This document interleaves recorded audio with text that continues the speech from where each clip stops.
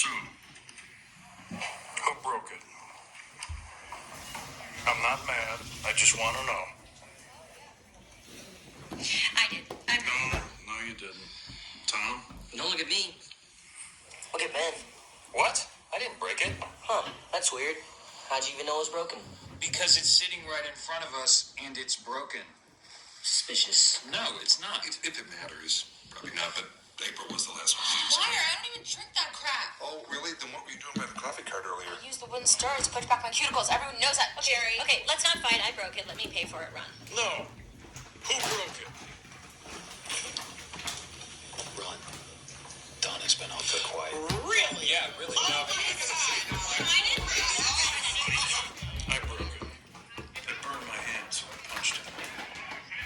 I predict 10 minutes from now, they'll be at each other's throats with more pain on their faces and a pig head on a stick. Good. It was getting a little chummy around here.